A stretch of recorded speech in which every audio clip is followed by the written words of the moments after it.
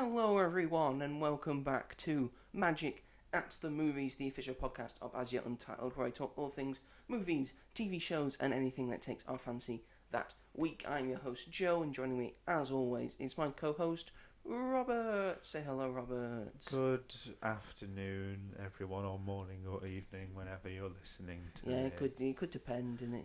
Yeah. It's you afternoon for us. For us it's the afternoon. It's a nice, wet, damp I'm actually afternoon. loving it. Yeah. It's not as warm today, nowhere near as warm, and I like the wet.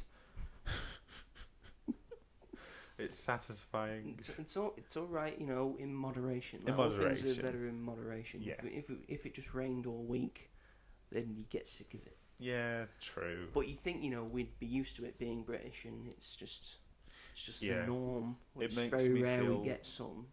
It makes me feel less guilty for being indoors, if that makes sense. Very true, yeah. When it's sunny and I'm indoors, I'm like, I hate you, you're making me feel guilty. When it's raining, it's like, I have no reason to leave the house today. I don't need to. I can just be here. It's fine. Everything's fine. Everything's fine. But yes, welcome back to Magic in the Movies, everybody. We hope you're having a good day so far. I hope we can make this day even better for you, because we're talking about Superman today. Probably the most anticipated movie of the year, we would say. Yeah. Or at least one of the top ones. It was definitely my most anticipated movie. I can't remember what. If you go back and watch our 2024 review, 2025 preview, I'm pretty sure I said Superman was my most anticipated. And we'll get to that soon enough in our main segment of the show. But first, we must start the show like we start every show, with our very regularly recurring segment, which is... What have you been up to this week? Thank you, Robert. Tried to stop myself from yawning then. He was just holding it in. And don't yawn, because then I yawn, because yawns are infectious for some reason. I can still see you yawning. He's trying to cover it with his face, but I know you're yawning. And now I have the urge to yawn. So I will stave off from it, because I'm a professional. Sorry.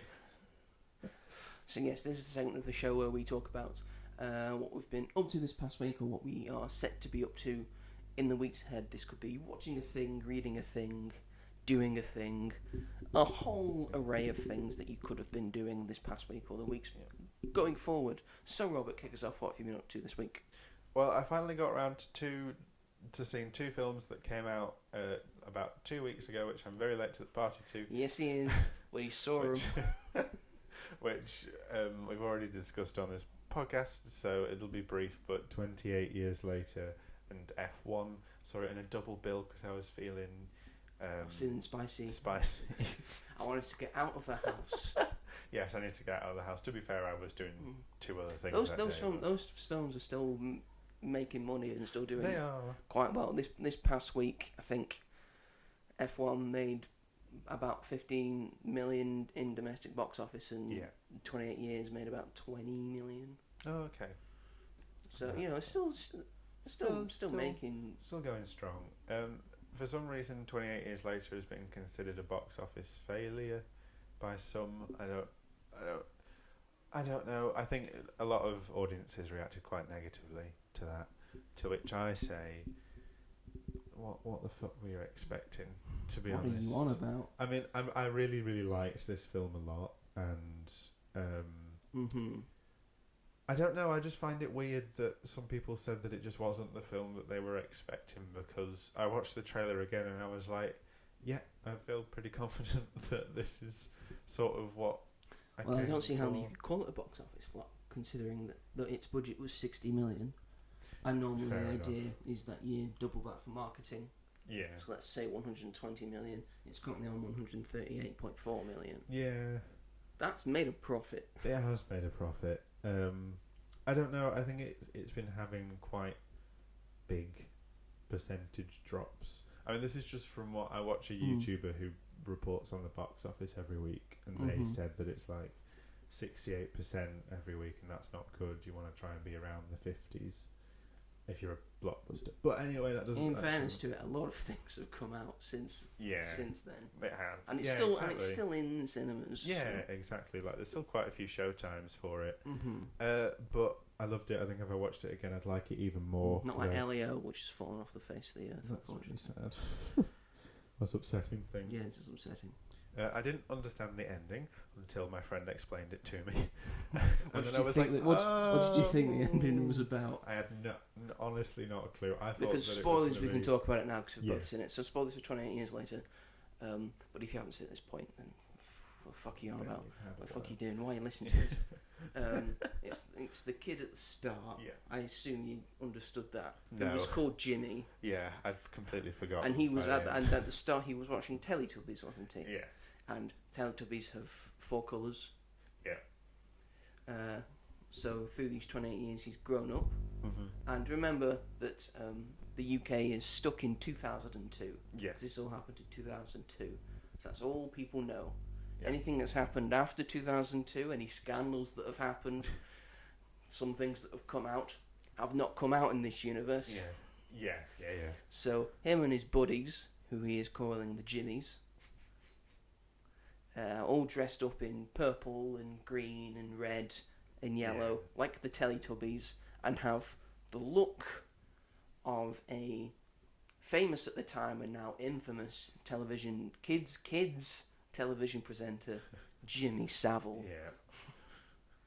And this is all leading to what's going to happen in 28 years later, the Bone Temple. So I found it quite interesting. Yeah. When my friend because I looked at it first time and I went, he looks is he going for Jimmy Savile there? And then I saw interviews with Danny Bolton's like, oh yeah, it's based on Jimmy Savile. It's like, okay, that's what you're going for then. Not what anyone expected, I don't think. Because it's like a huge turn around because it goes a bit Shaun of the Dead. Yeah, I think a lot of audiences won't necessarily understand that, so maybe when they saw it were like, what the fuck? Because I was like, what just happened? Like, from watching it, I didn't get that. I wasn't like, Jimmy Savile Teletubbies.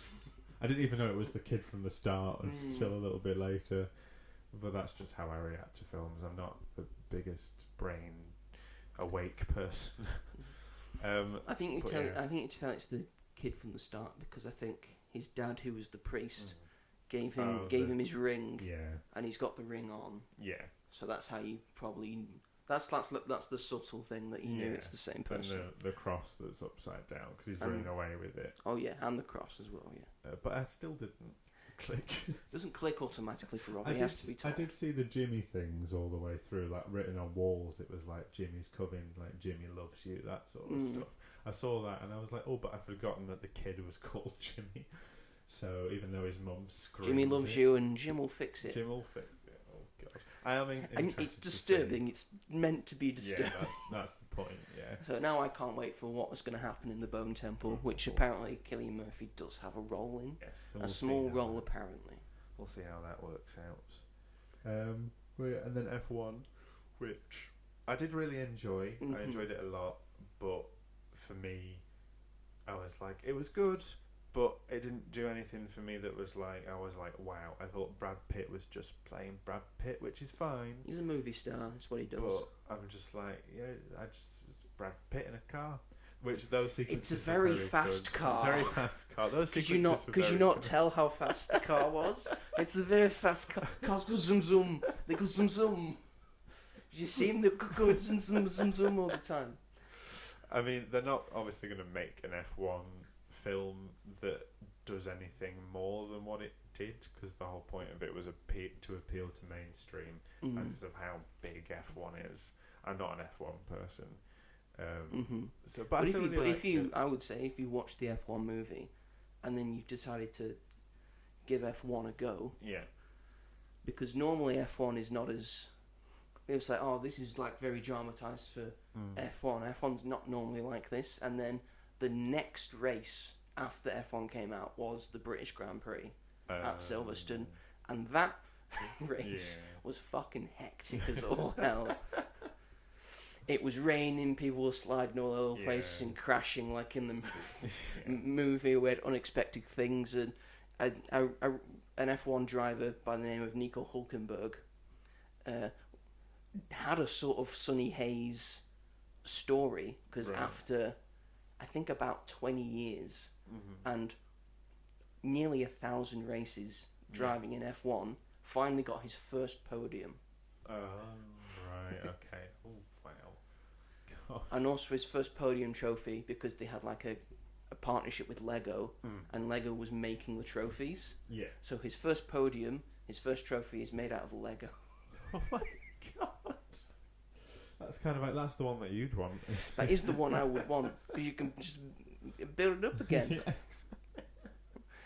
It's great. Oh, that's brilliant. And what I loved about the film is that it sort of like showcased the actual racing car drivers and how they actually are. Yeah.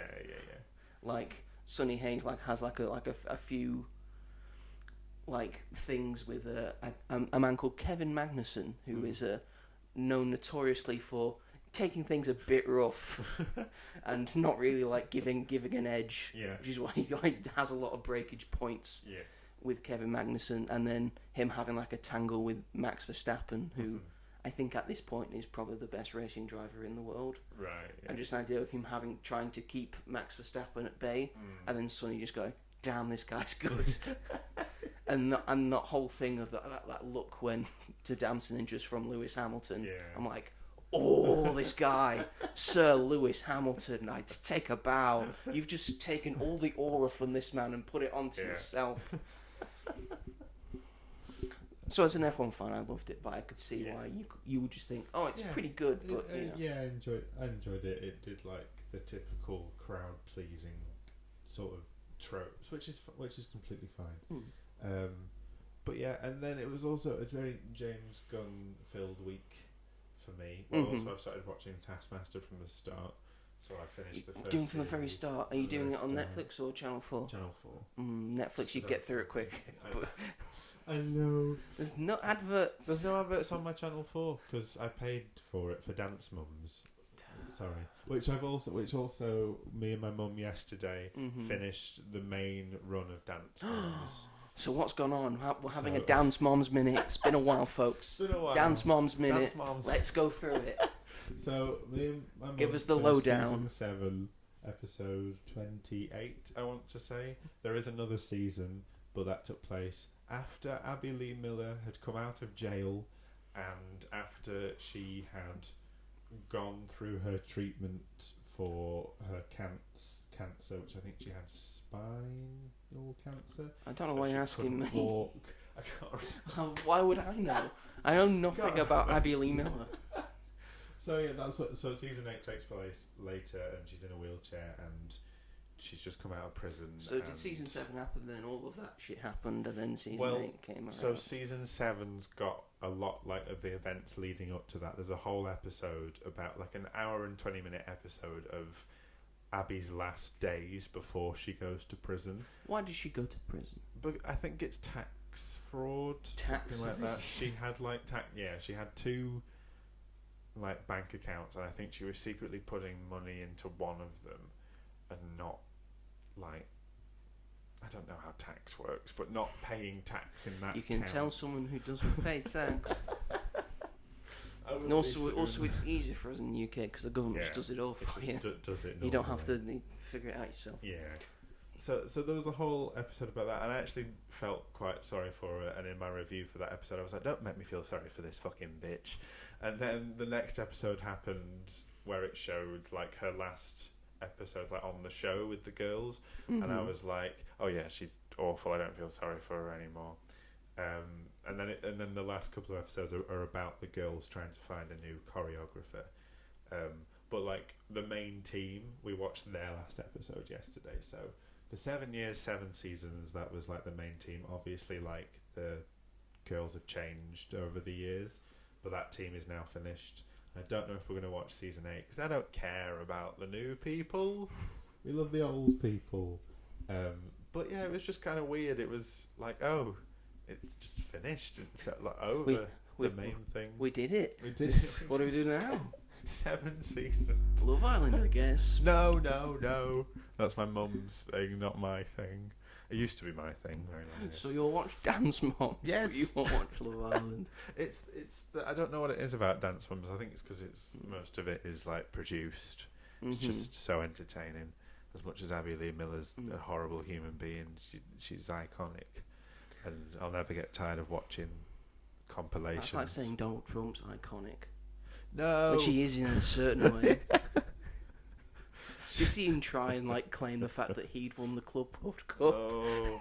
He's gone on stage for Chelsea, and apparently he's taken the real one home. Oh my god! And Chelsea have to deal with a replica. They've just got a replica. The team that actually won the fucking thing, they've got a replica of it because Donald Trump nicked the real one because the crowd booed him. What's going on in this world? What's happening? And then that fucking post. And MAGA's turned on him. MAGA's turned on him because he wants to cover up the Epstein files and says, they're not an actual real thing. Probably because, actually, you know what? Almost definitely because he's on the fucking list. When one of his campaign promises was he's going to reveal the Epstein list. Yeah. Which is why he's a fucking idiot. Anyway. People are still like, yeah. So yeah, that Dance Moms, and then started Taskmaster. So are you still on series 1? No, I finished that yesterday. Because it's quite because they got because they're short at the start and then they go to 10. Yeah. So and it was really interesting watching the show as it started out, like and having all the comedians sort of know each other as well, and it was quite funny having that banter where they would just take the piss out of each other all the time. That was quite funny. Because they've obviously like been on like comedy festivals and shows with each other. Yeah. And then, but season 2, I'm surprised that it's exactly the same as it is now, more or less. Yes, they've got the series 2 is one of my favourite series because they've like got the formula down. Yeah. I mean, series 1 they did 6 episodes, and series 2 they did 5. Yeah. Because maybe they were thinking, well, we've got five comedians, 5 series maybe. And then they've stuck with 10, which I think is a better length. Yeah, I think it's a good length for it. It allows for more chaos. But yeah, so I'm enjoying that. But I said it's been a very James Gunn week because I like Superman so much, which we'll get onto, obviously. Creature Commandos has finally been available in the UK. I was going to talk about Creature Commandos. Yeah, I saw it. It was on Sky Max. It's now available to watch in the UK. So I thought, well, I've got to get this out the way before I watch Superman. Yeah. And luckily, the episodes are only like about 20 to 25 minutes long, but they cram a lot of really good stuff in there. I was surprised as to how much I liked it. I'll just talk a little bit about it as well, because it's what I was going to talk about for the most part. The animation's great. I think it's really good. It's like a bit of 2D and also a little bit of 3D in there as well. It's really showcasing a lot of good voice actors and actors in general. Yeah. It's a real big difference, and I know James Gunn has said he wants everything in DCU to be sort of different from each other, despite the fact in the same universe. So this is the very R-rated version of the DCU. After we talk about Superman, I'm going to talk extensively about what I think the DCU is and what it can be, and everything we've technically got from it so far. Yeah. But this is a very good... It's just a very good, very fun show that I very much enjoyed. Yeah. And I liked The Bride, because The Bride of Frankenstein. Cool. I really like David Harbour as Frankenstein. Very, very like possessive and very funny. I think it was very good. First appearance of Clayface as well that we got as well. Weasel gets a tragic backstory. That's one of the most horrible things I've watched. I liked Frank Grillo as Rick Flag Senior, and the whole thing they've got because of even though he looks nothing like him. Yes, apparently that was due to because in the movie Rick Flag Senior is in Superman and he's played by Frank Grillo, because if you're animation or live action, it's going to be played by the same person, which is good.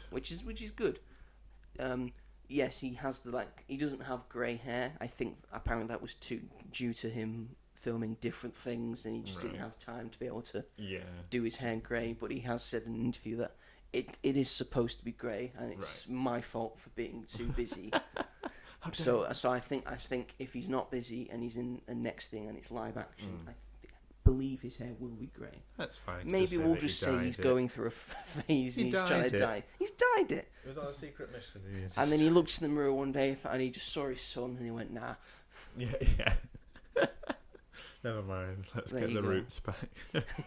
let's go on natural. That princess seemed to dig it. Yeah.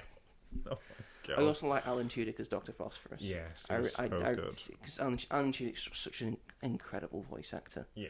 And Sean Gunn also plays 2. He plays Weasel, but he also plays G.I. Robot, which I think G.I. Robot was my absolute favourite, and I loved his episode of him just trying to find out a bunch of Nazis. Are these Nazis? No, I'm not a Nazi. That's exactly what a Nazi would say. They did such a good job with the backstories, like individual. I liked that it usually on a show goes through like the main mission that they're having, and then it just goes back in the same episode to a specific creature commando and tells their story. Yeah, basically every episode it has one in, maybe apart from the first one. I'd say the one that I liked the least was Frankenstein's, but I don't think Frankenstein needed to have a backstory of like the time in between his creation and the bride, and then like I just thought it was a bit. It showed a bit more of his character. I don't really like Frankenstein. I'm going to be honest. That's fair. I think if they left him out, it would have been just as good as it was. I just found it a little odd that James Gunn was playing stalking for laughs, like obsessive stalking, and I think if a man that was copying that sort of behaviour was similar in real life, I think if they saw that, then they'd be like, oh, it's fine because it's just played for laughs. I know it's fake and it's Frankenstein and I understand whatnot. that it's played for laughs and maybe that's a bit off-putting, but it also to the side of I think it just makes him look desperate. Yeah, and I think it just makes the bride look more powerful because all the times throughout the ages where we see him like stalking her and he's just trying to leech onto her again, she just completely overpowers him and just makes him look like a fucking idiot. It is amazing at the end that he goes through all He that goes journey. through all of that journey and he finds her again to try and warn her about a thing, and then bang, just shoots him. Beautiful. But that was like the only thing really. Like all the backstories were really like disturbing but and emotional, but it as well. We got some looks to what some big main DC characters might look like. Like we got a potential flash forward to see Peacemaker and Batman and Wonder Woman and Superman. We also got a flashback during Dr. Phosphorus's backstory of like Batman casting shadow with like a thunderstorm, and he looks pretty massive. He does. So if that's what the DCU Batman's gonna look like, I don't know. And don't merge Matt Reeves' universe, please. Thank you. I think that keep that separate. Yeah. Although it could work. It could. Of like a dichotomy of like they can be friends, but they're very opposite. It's part of because Gotham, even if it's in the DCU. Or if it's in an Elseworlds, Gotham should always be a bit like dreary and gloomy and gothic, and it should differ to Metropolis. Yes, it should. Because Metropolis is New York and Gotham's like Chicago. I would They're very say, different. Imagine the Penguin, Matt Reeves' Penguin, interacting with something like Metamorpho's Baby or Weasel. I would love that. Why would you not want that? My friend would be like, "Oh, what the fuck is that?" Yeah, get it out of the way. Which, that might be funny, but I think they're just tonally very different. They are, yes. I don't know if they'd blend well, but I just like and I know Matt Reeves they're doing The Brave and the Bold, and that's going to be an official DCU Batman thing. So yeah. And apparently Superman's only been around for about 3 years. And if they're doing The Brave and the Bold, and apparently it's going to be Batman, and the Robin's going to be Damian Wayne. Yeah. Which means we should be about maybe 10 years into Batman's tenure. Because if he's on Damian Wayne, he's already gone through Tim Drake, Jason Todd. and Dick Grayson. I do like that he said that what he doesn't want to see again is Batman's origin story, Spider-Man's origin story. Obviously, he hasn't done it with Superman. And I'm I agree. all there for it because so many times. If you've seen Superman the movie, yeah, that was his origin for this movie. Yeah, literally, yeah. Anything else you've been up to? I watched Guardians 3 again, Guardians of the Galaxy 3, because my mum wanted to watch it, so I watched it again, and it's just as good as I remember. You're on a Gunner-palooza. Good, yeah, exactly. So that was just as brilliant as I remember it being.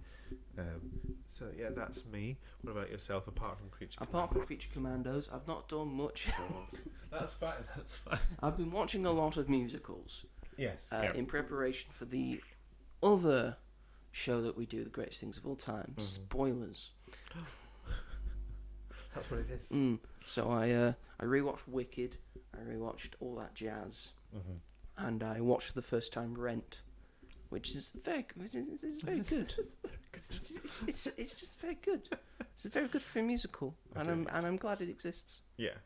And R.I.P. to Jonathan Larson. I think if you'd stayed alive, I think you would have made a lot of very beautiful things. He didn't get to see it, did he? He didn't get to see it. Day before opening night, he unfortunately passed away. Yeah. Which is a shame. Stop knocking things, Hall. It's okay, Hall. She can do what she likes. No, she doesn't own this place. Joe's own little crypto. Behave yourself. Yeah, she's annoying. We'll get to it. She's not. Yeah, I've just been playing a bunch of games, reading a bunch of books. I've just been chilling out. I've just been writing a bit of stuff. You had the week off work, didn't you? I had the week off work last week, so I've just been chilling. Right, just to chill. I've just been chilling. Just to chill. You know what I might do? End of this week, I just might go see Superman again. Yeah, thinking that. Because let's get to it, folks. Oh, I also graduated. Robert also graduated. Should probably mention that. A big thing in his life. Graduated my degree. There you go, and that's all we really need to now say. you've got 2 graduates that can't think of anything else to do with their lives. That should what this and podcast just trying should really to make be this called. Work. 2 graduates in search of a job. But yes, shall we move it along? Yes. Because the biggest movie of probably the year, maybe it's tracking like it might be. I think Jurassic World's doing a little bit better. It's doing alright. It might reach 1 billion. We'll see. I mean, I think it could do. And this probably one deserves more. So. And probably one of the most anticipated movies of the year. Anticipated for quite a long time, because after 12 years we finally have a solo Superman movie. James Gunn's Superman, just titled Superman. It was Superman Legacy. Yeah. And James Gunn decided, no, I just want single things. Yeah. So Supergirl Woman of Tomorrow, that's coming on next year, is now just called Supergirl. Yeah. Yes, so directed by James Gunn, written by James Gunn. Yeah. Produced by Peter Safran and James Gunn, who are now who run DC Studios. Best buddies. Peter Safran has the logistics things, and then James Gunn does all the creative stuff. Yeah. This stars David Corran Sweat. He is our new Superman. Rachel Brosnan. She is our new Lois Lane. We've got Nicholas Hoult as Lex Luthor. We've got Eddie Gathegi as Mr. Terrific. Great to see he's getting another chance in comic book movies after playing Darwin in X-Men First Class. And empty promises and saying he was going to come back apparently. Then they just didn't bring him back. Didn't he die in it? He did die. But Was they like said the first they said they were going to bring him back, and they just didn't. Darwin. Then we've got Anthony Carrigan in it as well, who plays Metamorpho. We've got Nathan Fillion as Guy Gardner, Green Lantern, and Isabella Merced as Hawk Girl, who's having quite a year at the moment. She is. Good for her. After being in The Last of Us season 2. Yeah. It has a budget of $225 million. And in its first weekend, it's currently made $220 million worldwide. That's fine. So pretty much week. So pretty much already made its budget back. Yeah. And it's got a week where it has no competition really. Yeah. So Smurfs. where it has no competition. fine. If you go to a child and say, "Do you want to go see Smurfs?" You're going to go see Superman. I doubt there's going to be many going to say Smurfs over Superman. Yeah, but Rihanna is Smurfette. That's all they've got. And James Corden. From what I hear, that's all they've got. All the posters. Despite the fact, I think James Corden might be in it. He I is. understand why you wouldn't. He's the second lead. I understand why you wouldn't put him on a thing. Because James Corden not very popular right now. No. So yes, this is doing pretty well indeed. This has been absolutely everywhere. I can showcase you an example of how it's absolutely everywhere, because I watch wrestling, and there's two big wrestling promotions, one being WWE, the other being AEW. I saw they were doing like promotion during the show of during an AEW show for Superman, which makes sense. They're on TNT and TBS, which is owned by HBO, which is a Warner Brothers thing. So naturally, and the show's on HBO Max as well. So naturally, they would promote that. But then I was watching WWE, and they're also promoting Superman. There you go. There you go. It's on mugs. It's on so many T-shirts. It's got a lot of good play sets and action figures. They have like a slime thing. It's really cool. If I was a kid, I'd want that in a heartbeat. Lego has passed on it for some fucking reason. They've missed a beat on that. Yeah. Yes, this film is everywhere, and it's probably worked because people are going to see it. They are. And from things I've heard and things I've looked at, most people are loving it. Yeah. And I am included in that. I absolutely adored this film. Yeah. This is my favourite film of the year. It's my first after Warfare. It's my second 10 out of 10 of the year. Yeah. I absolutely adored this. There was nothing wrong with it in my opinion. Mm-hmm. And as a comic book fan, who has pretty much grown up with this character and understands this character quite intimately, understands what this character should be, James Gunn's fucking nailed it. Yeah. This is absolutely a 100% Superman movie. Yeah. And it is the greatest Superman movie of all time. Agreed. Hands down. Yeah. It is not a competition anymore. It's better than Superman the movie. It's better than Superman 2. It's better than Superman 2, the Richard Donner cut. It's miles above Man of Steel. Queen. After watching it last week, and then I thought about it afterwards, and I was like, oh my god, compared to, like, the two, it's just insane how different they are, but telling a story about the same character. It's mental. To think we could have got this. Yeah. All those years we could have had this. Yeah. I'm so glad we've got it now. Yeah. I don't mind Man of Steel, but it's I don't mind it just at all. very If different. you've listened to our audio commentary, we had some nice things to say. We did. We also had a lot of damning commentary about it. Like, why is he throwing that man through all those buildings? To be fair, a lot of buildings get broken in this film. Well, a lot of buildings get broken, but he tries very hard to not. To make sure some buildings don't get broken. Yeah. I'm just saying, I don't think Henry Cavill's tried to do that in any way, shape, or form. No. But I've said my piece. I'll say a bit more. But what did you think on the whole, Robert? I was obviously expecting to like this film, but like, and I really liked the trailers and stuff. But I was never like 100% like this is gonna be like the best thing ever. I don't know. I think it's because like the story wasn't showcased much in the trailers, which is fair enough. It doesn't really need to be, but all the way through, I just had a smile on my face, and I like after every sequence, I was like, it just got better and better, and I was like, what the fuck's happening right now? I was like, and I started thinking about Marvel films, and like as great as Thunderbolts was and things, like Marvel films have all very much felt the same. Like Thunderbolts is probably the exception because of the writing, but like all Marvel films, they just like the same cinematography.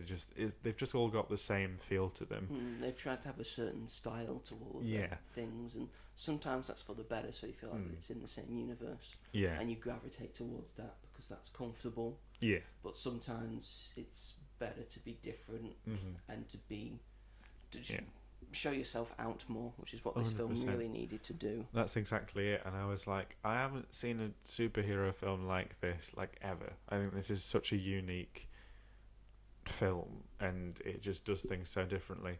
And I know, obviously, that you are a big fan of the comics, and you very generously let me borrow All-Star Superman, which I'm very glad I did read before this, because it very much feels...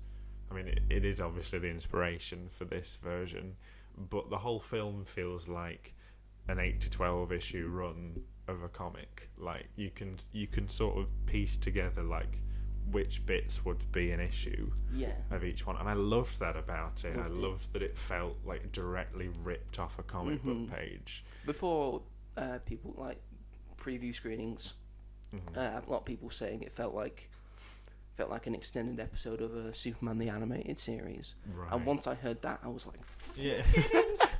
I love Superman the Animated Series. That's really good. And if he's going that way, maybe we'll get a Batman movie that's like Batman the Animated Series. Yeah. I mean, that's great. Like that's a response that people are having to it, which is, from what I understand, is that TV series is probably like the best version of on-screen Superman that we've gotten apart from this. So that's great that people feel that it's coming back to what people know and love. There was some complaints that the film felt disjointed, and to that I'd say I massively disagree. I disagree as well. I understand because it just chucks you in. Yeah, it does. But then again, the first Star Wars just chucks you in and just...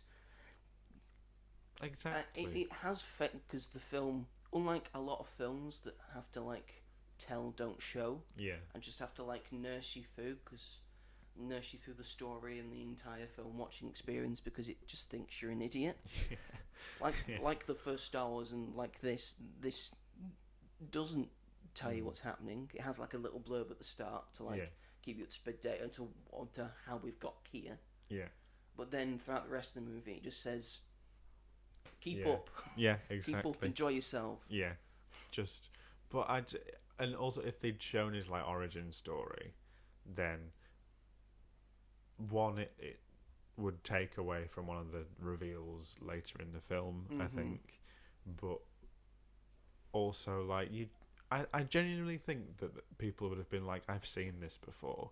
Yes. 100%. Like, I bet the same people when people watch Joker for the first time, we're like, I've seen this before. Yeah, why are you showing me this again?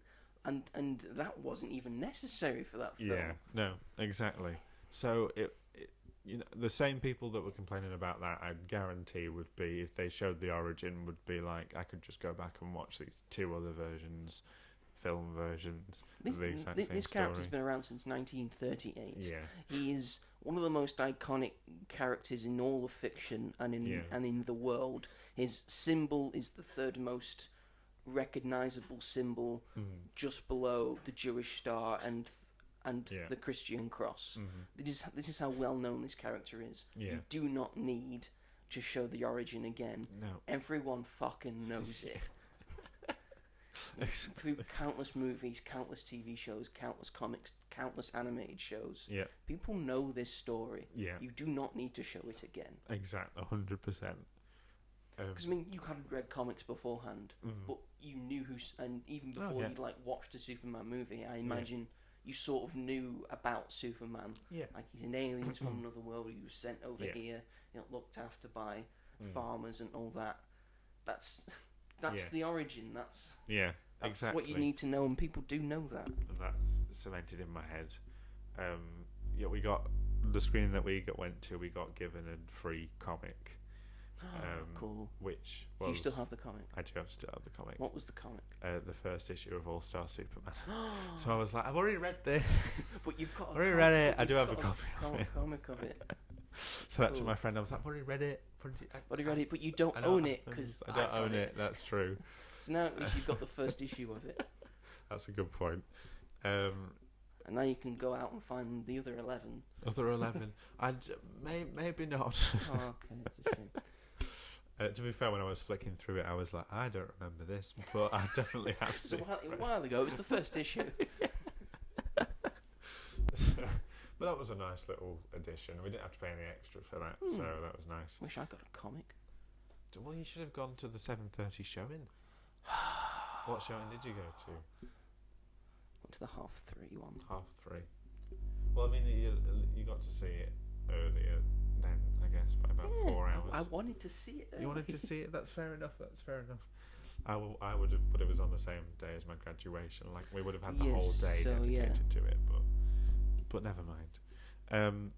I was also the way they balance emotion and humour and action was just perfect in my opinion. It hit the right notes when it really needed to. And it is a bit of a sillier film, I'd say, but Superman is a very fantastical sort of He's a very silly character in a very silly world because comic books, and especially superhero comic books, are inherently silly. Yeah, exactly. And stupid in a sort of way. So the universe has to correspond to that if it's a comic book universe. Yeah. Sometimes you can get very serious. Yes. Yes. Sometimes you can get Zack Snyder. Too serious. Too serious. You should have just let him do Injustice, a live-action Injustice. Yeah. He'd nailed that. Yeah, but he true. doesn't understand Superman. He doesn't understand Batman. No. Actually, he probably wouldn't have nailed Injustice because he probably would have made Batman kill, and then you have no talk between those two because they're just both doing the same thing. Anyway, enough about Zack Snyder. Talk about James Gunn, because in James Gunn we trust, especially with a superhero movie. I think he has not made a bad movie. No. He has not written a bad movie. He's not made a bad movie. He wrote the 2 original live-action Scooby-Doo films, which are like cult classics now. And I love Scooby-Doo 2 Monsters Unleashed. It's one of my favourite movies. It's really good. It's like really underrated and really good. I don't know if you've seen Super. I haven't seen that one. But I think that's very underrated. It got like critically panned at like when it first came out, but I think it's actually quite good. And it's got Rainn Wilson in it. And I think it's pretty good in terms of like a super thing, and that got him Guardians of the Galaxy. And then he did the Guardians of the Galaxy trilogy, which are all excellent. And then he's done the Suicide Squad, which is what the first Suicide Squad probably should have been. Oh, 100%. 100%. And then he did Peacemaker after that, and Peacemaker's great. And then when he's done Creature Commandos, and Creature Commandos is great. And now he's done this, and it's absolutely exceptional. He has said that this is his first superhero movie. And he's sort of right, because he's just done a bunch of like ragtag, that's like a good sort point, of heroes actually. banding together. I didn't think so this about is his that. first full-on superhero movie, and he's knocked it out of the park by just showing that he's a fan of the product and understands the products better than any other person who has done a Superman movie has ever done. Because Richard Donner, as much as I love his first 2 movies, the 2 movies that he directed for Superman, just remembered the Superman that he remembered when he grew up. And just the idea of that. He didn't read the comics. No. To get extensive research. James Gunn remembered what he thought about Superman when he read the comics when he was younger, and then went back and reread them and used them as source material, which I think is the most important point. And of course, Zack Snyder probably didn't read a single comic in his life. He looked at a still of a Superman in a black costume and thought, "That's my Superman." He read Justice League Dark, and then that was him. That's probably what he did. And he read Injustice and just thought, "This is my Superman." Played the game and was like, pew, pew, pew. I think the most important thing about this movie is that it's probably the most important movie of our time. Right. Because it's the one that is most needed right now. To come out in this year of all years, when what the world is going through right now and what America is going through right now, this is the film that is desperately needed. Of just a man giving people hope and being kind and the idea of having the song at the end being punk rocker. Yeah.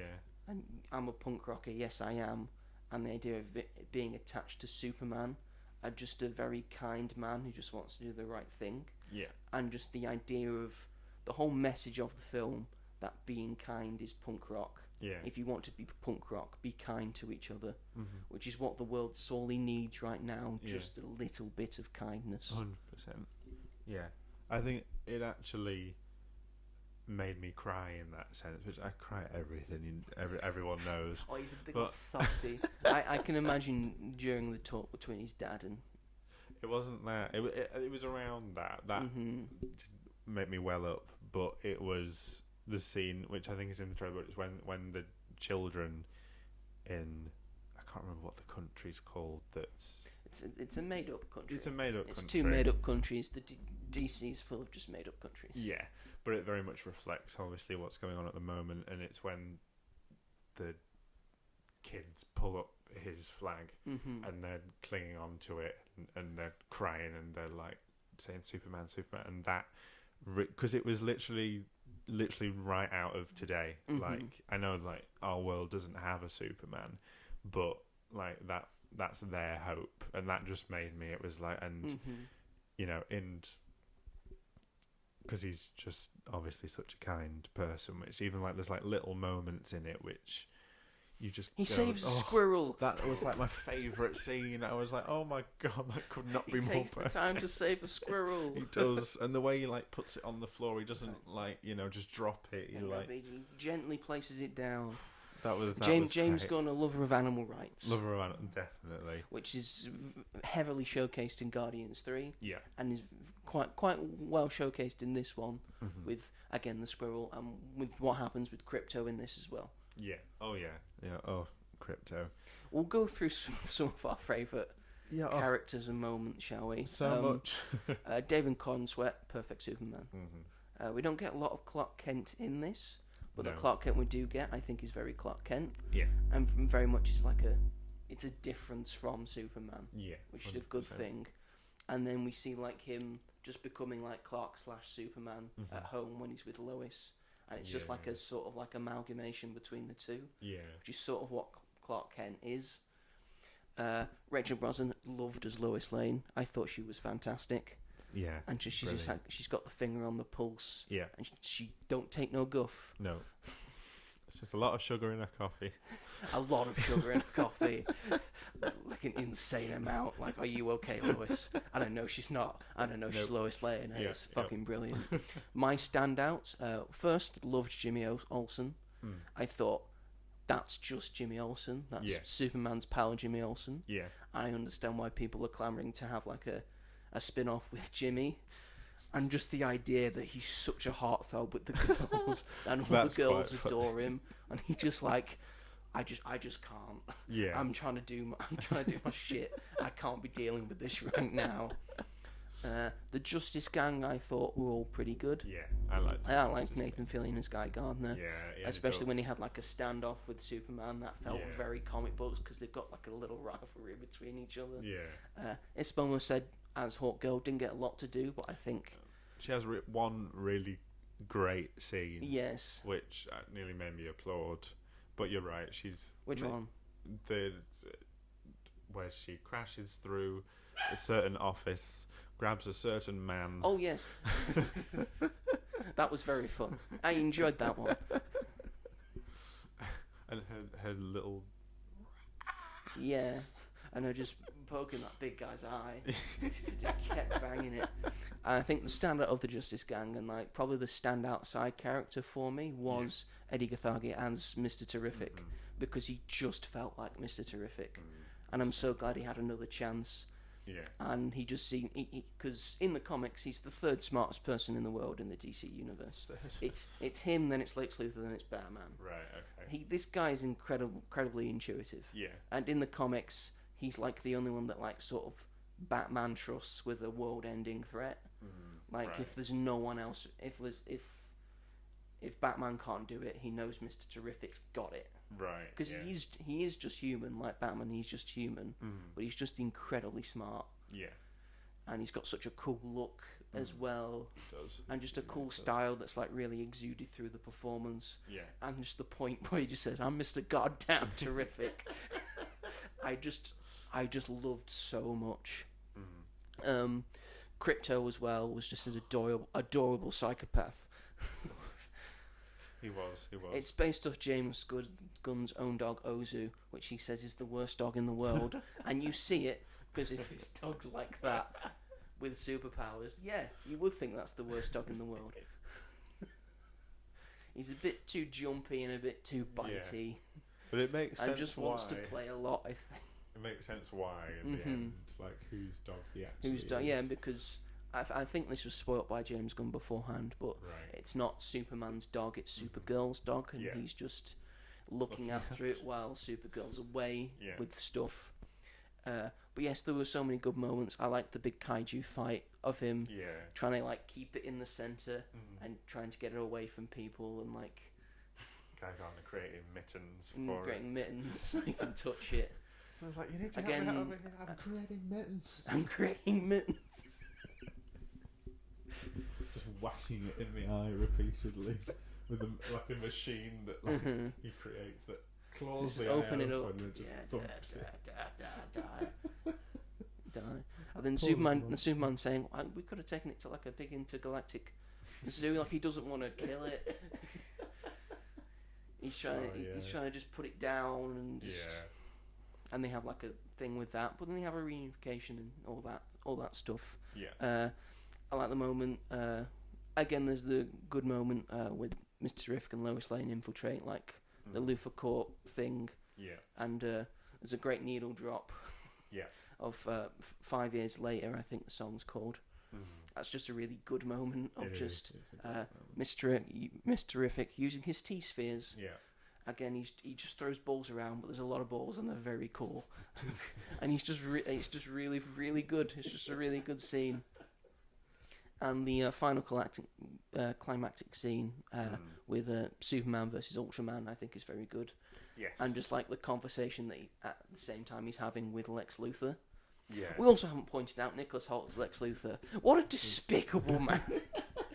And it's so very Lex Luthor. He's just doing terrible things purely on the fact that he just hates Superman and he will do whatever it takes to get rid of this man. They finally got Lex right. They did Lex right, and Nicholas Hoult was very good at it. It was so good. Like, you felt his anger, you felt like at the end when he's having like his like monologues towards him and stuff, which is very like supervillain, very Lex Luthor. But like his acting in that was just, I think when you think of Nicholas Hoult, you maybe don't think like fantastic actor. Like I like him. I think he's like an incredibly underrated actor. Exactly. I think he's been in so many things. Like he started in Skins, and I mean the casting director for Skins, I think, give them all the flowers and awards, because the amount of people who've come out of that fucking show is incredible. I mean, the two best villains of this year have come out of Skins: Jack O'Connell in Sinners and Nicholas Hoult in this. I mean, he was in Nosferatu this year for us. I think he was very good in Nosferatu. Yes, he's been in lots of very good things as Nicholas Hoult. I think he was very good Hank McCoy as well in his X-Men films. Yeah, because I believe that. So yeah, I just love Lex Luthor in this because I just wanted to hate him. He was fucking horrible. He's so many bad things, like just executing people in front of Superman just to make him hurt, like creating kryptonite out of nowhere, locking up his ex-girlfriend, starting a war.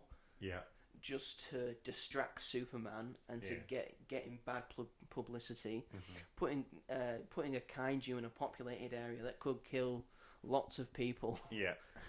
Just to distract Superman while he goes to his Fortress of Solitude to try and get some dirt on him. Which he finds. And then opening up a rift in Metropolis because he just does not care, and it might get Superman's attention. So many. There's so much happens in it. But it never feels like overcrowded or convoluted. It never feels dull. Flows really well. It's never overwhelming either. It's like just the right amount of like new things happening. And there's a lot Oh, he also takes his dog as well. He takes Crypto. Yeah, he kidnaps Crypto for no apparent reason other than pettiness. Makes him chase virtual. And it's the only time that Superman gets very visibly pissed off, angry, and I get it. Yeah, I think it's very relatable to people because I think in this day and age people would be very upset if someone took a dog and was harming a dog. Yeah. Because the dog, it's just sweet and innocent, like the one that's right over there. Exactly. Hi, Holly. Aren't you sweet and innocent and fucking annoying? Bless her. Like, I like the bit where he sort of slightly lets on because he's saying, where's the dog, Luther? I don't know what you're talking about. And he's like, dumb in the cape as well. So what did you say? Oh, so you do know? That was quite... He's like, because he like sort of like lets his guard down. So I didn't say that. Didn't say that at all. And at the end, he's just crying tears of anger. Yeah, I love the bit when he gets angry and then he knocks that cup full of pencils off. And he's works to it. Put it on. These dogs again. Jesus Christ, Luther. Tell you who I really, really did like, and was one of my favourite reveals in. There's a moment that happens with this character, but Eve Tessmacher. Yes. I thought was so clever, like what they ended up doing with her character. Yes. And there was just one moment where like she does something wrong, and then Lex tells her to get out, and he throws a pencil at her, and then she goes into the closet, and she's like, "Throw a pencil at me." Throw a pencil at me. Which really made me laugh. But that like reveal was just fantastic, and it's the fact that like Lois figures it out as well as what like your ex-girlfriend's a genius, and we're allowed to spoil it. It's Jimmy Olsen's ex-girlfriend, by the way. He had a thing with Eve Tessmacher, which makes sense. He's Jimmy Olsen. He gets around. He doesn't know how he does it. He doesn't want to know how he does it. We don't know how he does it. He doesn't know. He doesn't know. It annoys him a little bit. Even Lois says that, like that's your ex-girlfriend. How have you done this? It's just so very Jimmy Olsen. He just gets into things all the time, and everyone's wondering, how's this happened, Jimmy? Because I honestly have no idea. Superman's best friend. We'll get into spoilers now. Overall, this is a big yay, biggest yay of the year. Couldn't get more yay than this. Loved it. What can we spoil?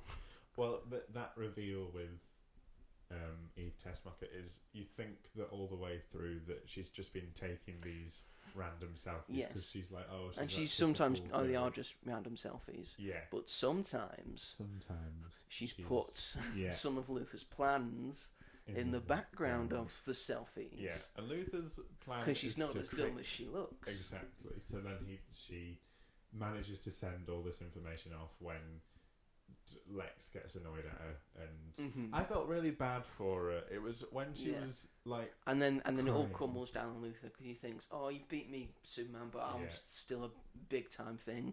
And then the Daily Planet report comes out, and the exclusive thing comes out about all the shady things that Luther's done. Because what's Luther's plan really? Well, Luther's plan is so him and the leader of Bavaria, I want to say, something like that. It's somewhat like that. Is so they're Middle Eastern countries. Yeah, that's not. Trying to save this doesn't weigh on real life at all. Oh no, but trying to save.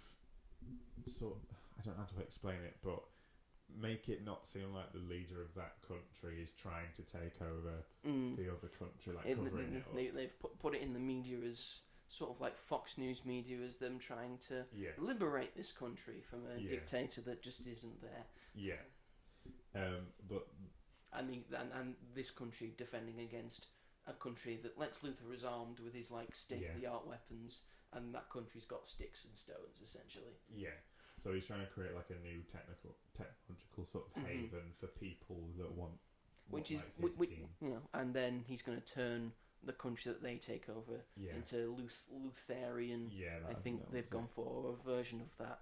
And apparently that's just an icing on the cake for him, because the main thing was he was just starting that war, so Superman would intervene. Yeah. Quite rightly so, and say, "Stop having a war, you dickhead." For no apparent reason. Yeah. And take the leader of the dictatorship out into the desert while he soils himself and give him a nice talking to. Yeah. And when he starts that again, yeah. it looks like it's going to happen again. Unfortunately, because you said at the kids at the start saying, "Superman, please save us." Mm-hmm. Superman's being kept busy by the rift in Metropolis, as Yeah. is Mr. Terrific, because Mr. Terrific's trying to shut it down. Yeah. As well, he's helping, and Superman's fighting Ultraman. Mm-hmm. And all that jazz. He's having Crypto help him as well. Yeah. So the Justice Gang decide to get their arse into gear. Yeah. Decide to do a Justice Gang sort of thing. Very good. Which Metamorpho has now joined the team. Yeah. So Metamorpho, Guy Gardner, and Hawkgirl come in and wreck shit. Yeah. And Green Lantern's throwing fingers. tanks with hands and punches and middle fingers. Very Guy Gardner. And Hawkgirl is going to the fascist dictator.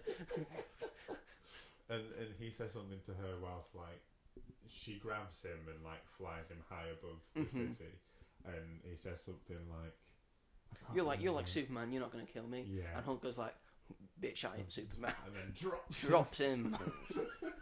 And I was like, yeah.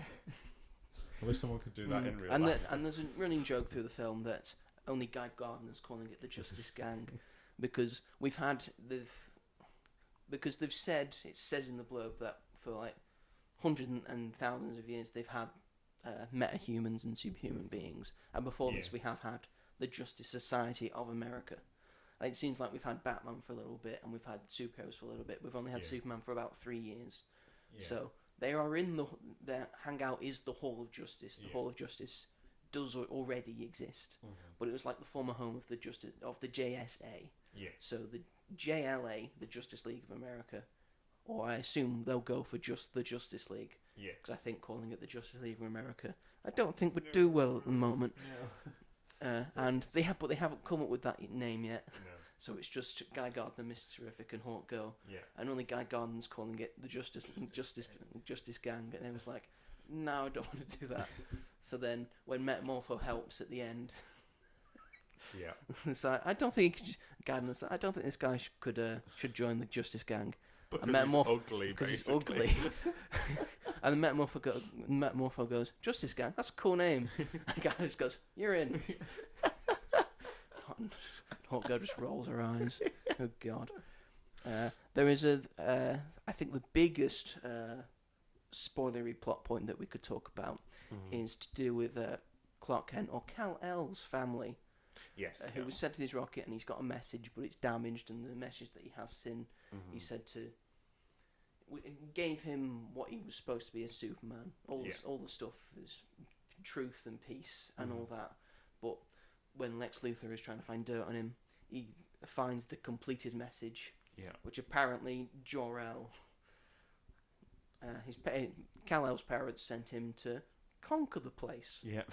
And Superman's very torn up about this. Yeah. And the crowd and like the public seem to turn on him. Yeah. Fox News style, because exactly. This media, you get turned on in a dime. Yeah. If something goes wrong, you're gone. Yeah. And then he's trying to overcome that and overcome the fake news and bad press that Luthor is just pouring on. Yeah. Just trying to ruin Superman's credibility. Adding to. And it even makes the Justice Gang like unsure about him as well, because do we have to deal with this guy now? And I know a lot of people are going to complain that Superman gets beaten up a lot in this. And he does get beaten up quite a bit, but he still feels like Superman. He still feels very powerful, and he's going up against a lot of very powerful things. Yeah. Because Superman, if you hit him hard enough, he can be hurt. Yeah. Especially if you've got a superpowered Ultraman that is basically just a clone of Superman. That's a spoiler. It's a clone of Superman. That is also a big reveal. He goes home, and there's a point where he goes home to rest at his old farm of Ma and Pa Kent. Yeah. And I liked Ma and Pa Kent in this. There was a moment at the start where they're trying to make a phone call, and they just seem like very old people trying to work a phone. He's very good, and he has a good heart-to-heart and talk with his dad. Yeah. About because he's seen the footage now and the message, and Clark's like, I don't know who I am now. Yeah. Am I anything? And Pa's like, it's not where you come from, it's what you believe in. Yeah. Like what you do with yourself. And it's a good moment. They have a good heart to heart, and he has a good moments with Mark Kent, who apparently had washed his suit. I've washed your suit. I'll get your boots on. It's all right. I got you. Yeah, It seems very like they don't say it, even though I really like the line of like nice costume. Thanks, my mom made it. Yeah. But I think it's heavily implied that his mum helps make his suit. Yeah, for I this think one. so. I love the trunks. Yeah. Always The trunks work. The trunks work. Worked here, I think. Yeah. They just work.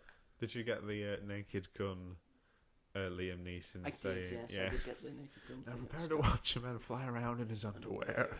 I was like, fair enough. Fair enough. I'm excited for the Naked Gun. It looks like Naked Gun it might be quite funny. Yeah. I liked the line that his dad said. He said that like a parent's job is to give like their children the tools, and it's and then like it's your job to make the mistakes. I liked that. Yeah. Obviously, like, you know, if he had heard that message from his parents, maybe he would have. Maybe be different. Yeah. You know, but he didn't, and that was the life he was led to lead, and it showed. That I think he's just very grateful that he has the Kents. Yes. And then we have the scene at the end of because he's recovering with the big yellow sun. Which you see at the start him being able to recover because he gets like I wish they hadn't revealed that scene early. The Fortress of it was still cool, but when I was watching it, I was like, I've seen this bit, like, and it's really cool the way the Fortress of Solitude comes up. I think it's good that they started with it. Yeah, true. Like, That's a good point. I've seen this. I know this. It's yeah, alright. It's okay. What was I going to say? You interrupted me. Sorry. He's got a lot of cool robots. Yes. One voiced by Alan Tudyk. Yep. Alan Tudyk's fucking everywhere. I love it. Love Alan Tudyk. He's really good. It's everywhere. I like his performance as Clayface in Harley Quinn. It's really good. James Gunn. 'Tis I, the violent type of shark. Lady Gaga. It's quite. So yeah, he gets big sunbeams so he can recover. Because he recovers from that, and at the end, instead of being soothed by Jor-El's voice, he gets soothed by his parents' voice and footage of him as a kid, which I think was very lovely. It was. It's a good. I think this change is interesting that he's not going to be as obsessed with his heritage and where he comes from. Like, I like that we've got him. His heritage and where he comes from is from Earth. Yeah. Because he has a big monologue of, I'm human just like everyone else because I make mistakes. Yeah. They I very love, much. I hate, I do all this. Yeah. And you're not going to get me down, Luther, because I'm Superman. Superman. He didn't say it like that. Less camp. They very much. If you want him to be camp, you need to find some purple kryptonite, because in comic books, purple kryptonite makes him fabulous. It doesn't make him gay. That's what pink kryptonite does. There's a difference. I hope we get Comics that are stupid. I feel like he needs the little one coming out of his hands. Yes, the projection That's like of the thing. little, Mm-hmm. You don't want him to like shoot eyes and then make a wall like in Superman 4. Oh God. Do you want to throw the cellophane S? Superman 2. Just traps them. We could get that. Could get that. I liked that he basically Superman was positioned as like an immigrant in this story. I think that was very much what they were going for, and I think it really works. That's very important for this day. It's very important for this day. Did you see that actor who'd played him in the Dean past Cain. saying that I hope it's not too woke.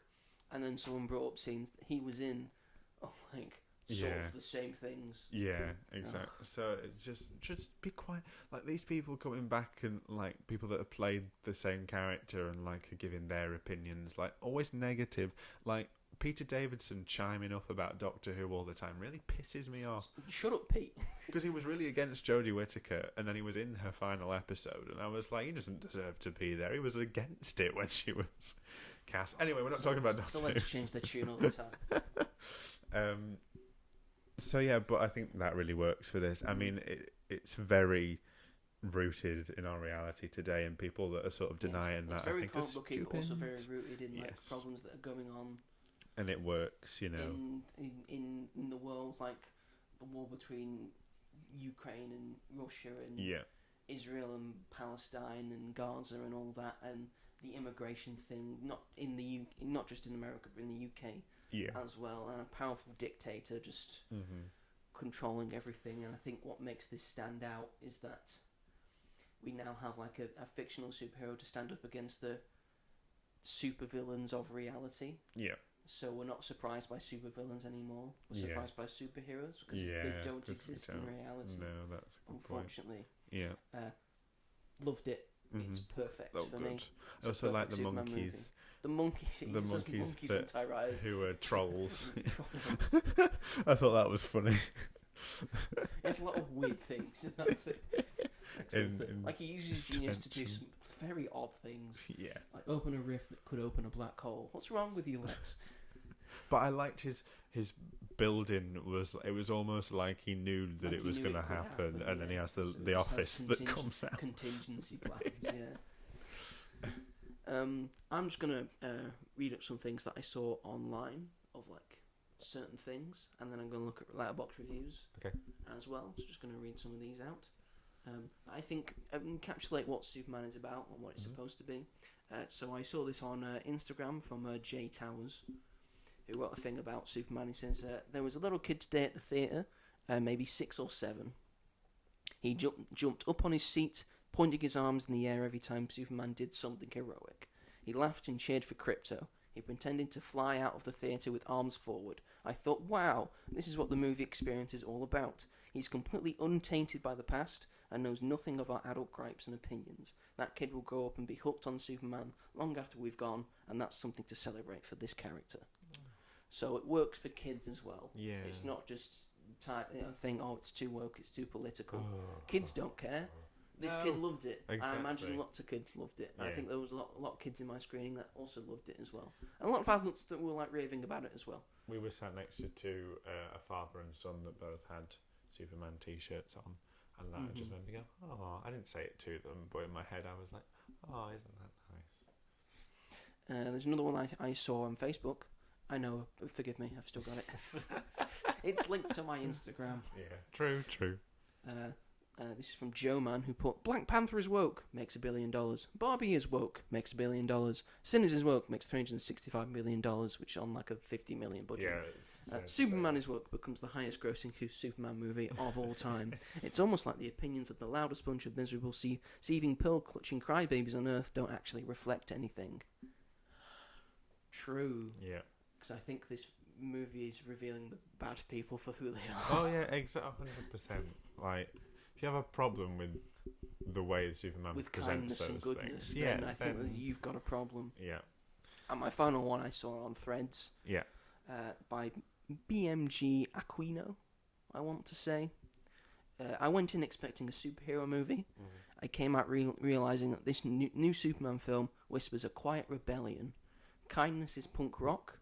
Truth-telling is power. Billionaires are the villains. Borders can't define our worth. We're all human. We all belong. James Gunn, a job well done indeed. Yeah, 100%. That's inherently what this film is about, and it does a very good job. Yeah. And now I'm just going to quickly read out some Letterboxd reviews. Yeah. Because quite frankly, this is doing very well on Letterboxd. It is. Because on average, it's got 4 stars. Yeah. Unheard of. Yeah. Very good. For very good indeed. Film as well. These popular reviews that I've got are like, there's nothing under like 3.5 stars.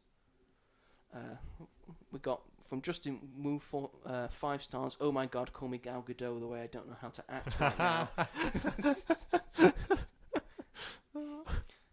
Alex Coleman puts this is a longer one. 5 stars. It doesn't get more Superman than this, cut from the same cloth as Sam Raimi's Spider-Man in the purest, most sincere and hopeful way, which I completely agree with. Yeah.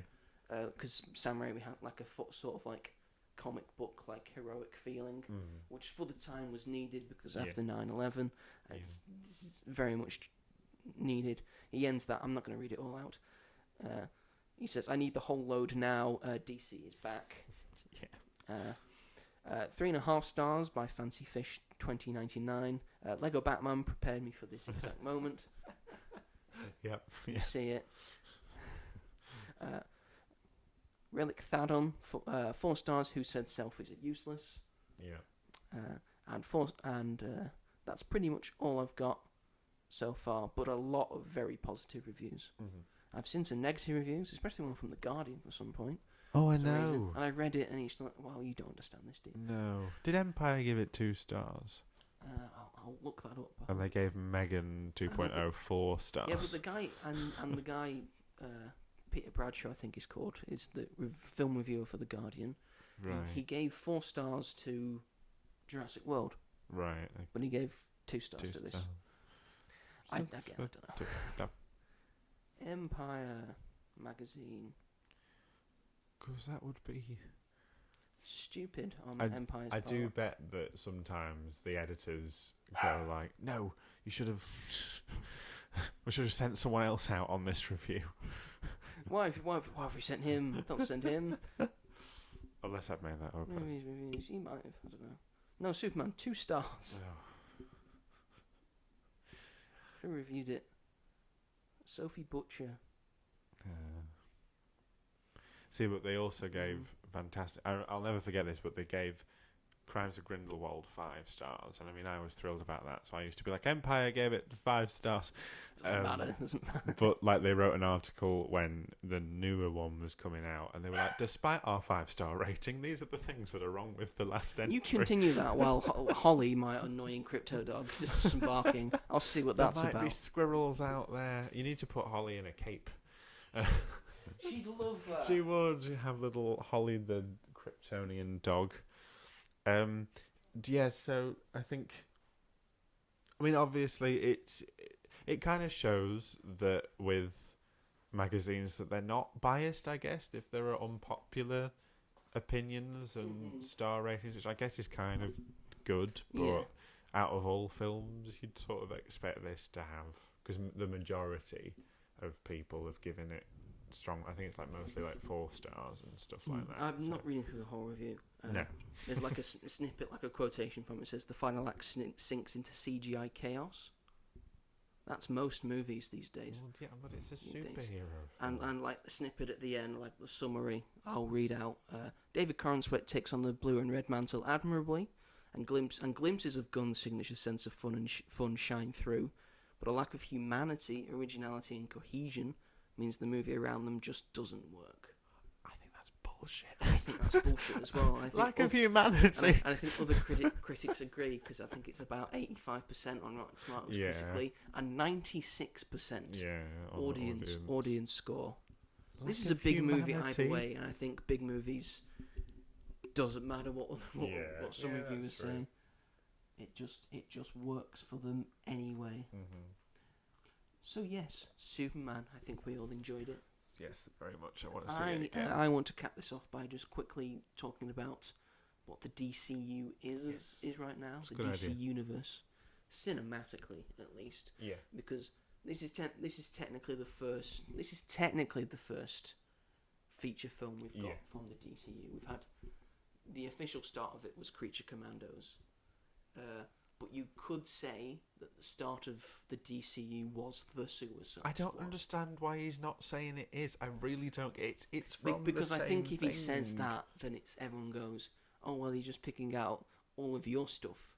But which was is his fine vision. because all his stuff's good. That was his version of it, and it makes sense for this. It makes sense for this. It makes sense why Bloodsport's in. And they've carried it in on. there because apparently he shot Superman with a kryptonite bullet.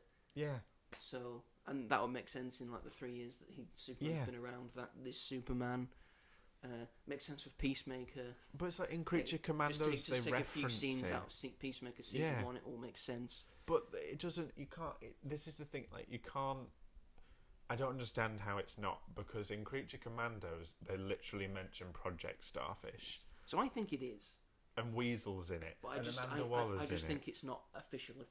But I think we're all going on Bullshit. I think we're all going on the assumption that it is. It's just I just the don't Suicide understand. Squad felt like it was in a universe that had already been set up and It built. is exactly the same tone as this film, and like Peacemaker season 1 is a direct spin-off off of that film. There are clips from the original Suicide Squad in Peacemaker. Peacemaker is getting a season 2, which is going to follow on from that which season is 1. going to be officially in the DCU. Yeah. Season So how 2. does that make any sense? It just doesn't. The Suicide Squad is a part of this world. Let's just take it as a part of this world, because then it makes sense. I don't know why it annoys me so much, but it's just true. It's Then it makes sense why we've got so many fucking Batman villains in there as well, like the Rat Catcher and Rat Catcher 2, which means we've had Rat Catcher 1, Taika Waititi, face Batman. We've got the Polka Dot Man. The Polka Dot Man, yeah. God, he's had some dumb villains. It only came about because Jenkins says, "Who's your dumbest character?" Polka Dot Man, I guess. Good. Well, Polka Dot Man in it. Something in me maybe feels like he's not saying it because he doesn't know what to do with Harley Quinn. And that monologue, that like angry monologue in Peacemaker that Peacemaker has about Batman. Yeah. I was like, no, I don't have like a rogues gallery like Batman. Because all my rogues gallery is 6 feet fucking under. Oh, but also in Peacemaker, like the old DCU show up at the end, don't they? I think James Gunn has gone and says it's technically canon in DCU if you take out a few scenes. Right. Yeah. So just take out that. So that scene taken out. Yeah. It makes perfect sense. Everything's fine. Should be. It's fine. I just wonder what it means for Margot Robbie. I'd love her to come back and give her like a proper Margot Robbie is chance. in this universe. I think it's great. And I hope they bring her back at some point. Maybe not now. Maybe she needs a bit of a break. But she's doing a lot of other things. Like she is, and she's producing a lot. Producing a lot and doing a lot. We're getting a Big Bold Beautiful Journey coming out soon. Yeah. That looks good. Yeah. We're getting Wuthering Heights. She's in Wuthering Heights next year. Emerald. Is it Emerald? Yeah. She's had a kid. She's had a kid. That's true. She decided to make Barbie and then have a kid. And she produced Millie Alcock, who plays Supergirl, was in a show called Sirens. Let's talk about Millie Alcock, because near the end of this film we see Millie Alcock's first appearance as Supergirl. And she's pissed. And she's a bit of a mess. Because apparently she just travels around to red sun planets to get pissed. Because in red sun planets, a superpower being can get pissed. Mm-hmm. Otherwise, they can't. Superman can't get drunk. Yeah. Neither would he want to. It doesn't seem like the thing he'd want to do. No.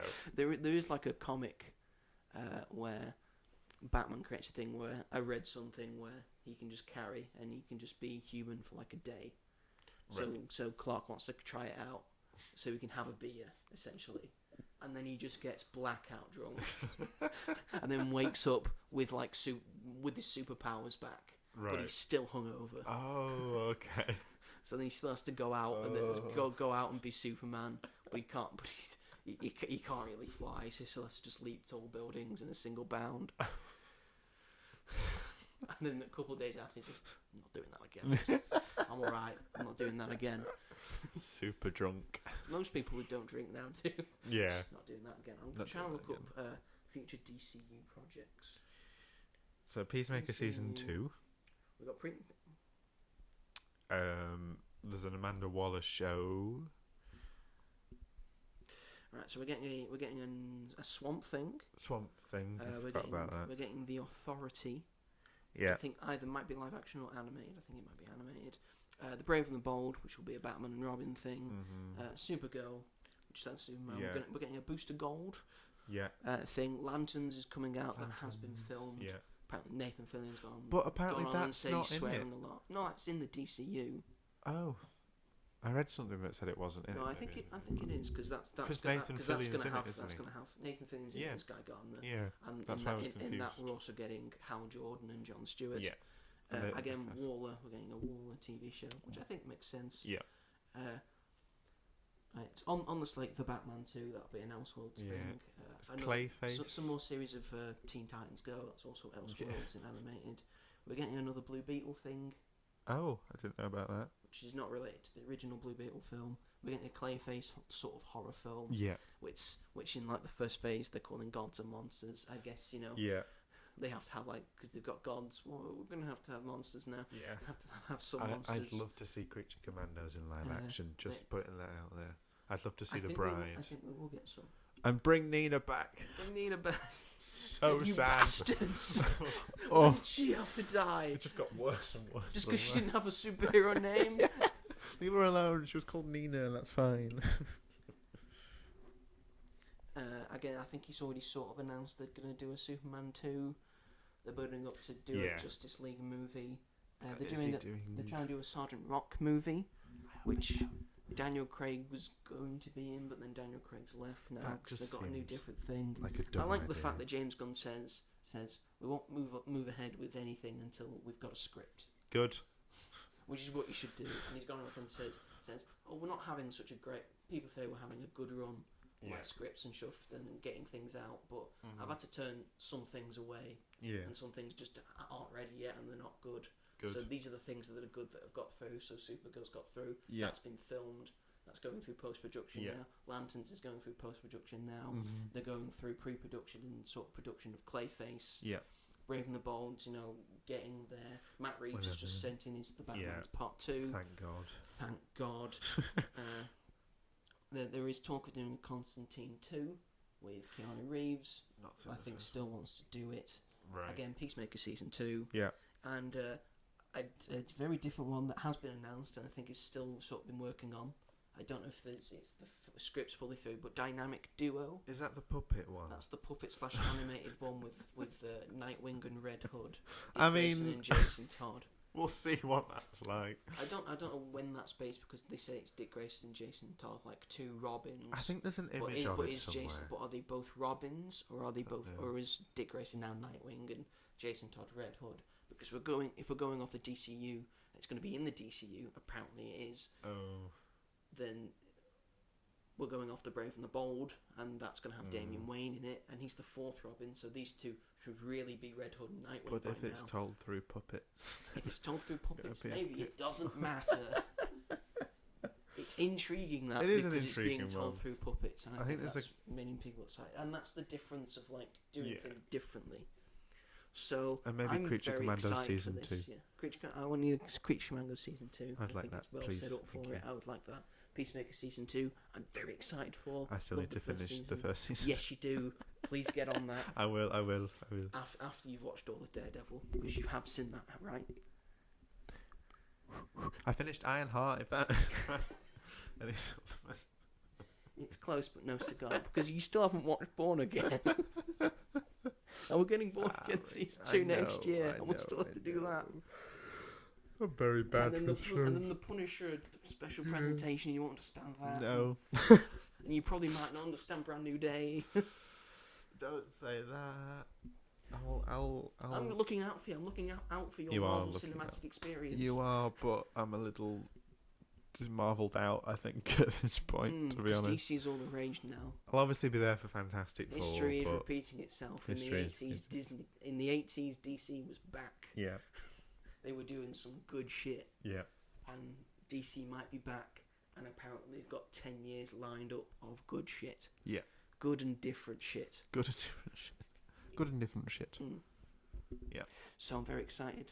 And Superman was very good, and I think we'll leave it at that. So good. If you haven't seen it yet, the fuck you doing? Go see it. Go and see it. And if you have seen it, go see it again. Go see it again. I really want to see it again. I really want to. I see it on Thursday. I really want to see it again. Mm-hmm. I think I'm going to use my Sky VIP thing and go see it again. Because I can. I think my mum asked me to go and see it, and I don't know how she's going to react to it, but I will go and see it with her. She might enjoy it. If she's a good person, she'll enjoy it. She loves Guardians of the Galaxy, so, and she loved the Suicide Squad, so... This makes me want to watch the Suicide I know, Squad. it made me want to as well. I love that film so much. So I'll never forget watching that, and just, like, the laughter that erupted from the audience, like, all the way through, and it's just so good. Such a good film. Anyways, that's the show. That is the show. Thank you, everyone, for watching and listening to this episode of the podcast. We very much appreciate it. Yep. If you are watching this on the YouTubes, feel free to like and subscribe to As Yet Untitled and push the bell notification so you never miss an episode of this podcast or the Greatest Things of All Time show that we do, and any of the film reviews that I do. I have a review of Superman out right now.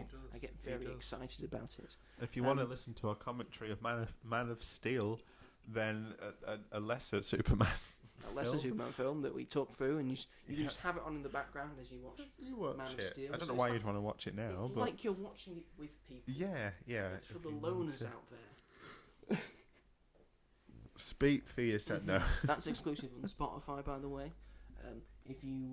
But speaking of that, if you want to listen to this podcast audio-wise, where can they find us, Robert? You can find us on Spotify, Amazon Music, Apple Podcasts, and Sony Podcasts. Yes, you can, and wherever else you may find your podcast. We're pretty much everywhere. Oh no!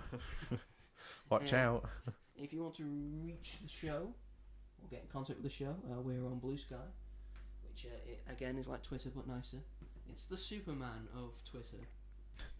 Yes, I like that analogy. It's a very good analogy. There's another very good analogy that I saw online where Superman's not a cop; he's a firefighter, which I think makes more sense for Superman. Oh yeah, that makes Batman's the cop. Batman's more of a cop and Superman's a firefighter. What does that make Wonder Woman? A fucking badass. The freedom fighter, the protester, the pilot. That's not the same thing as a cop or a firefighter. Green Lantern's the pilot. Nurse, ambulance. One of those. Not that she has healing powers. Or does she have healing powers? No. She's a lie detector.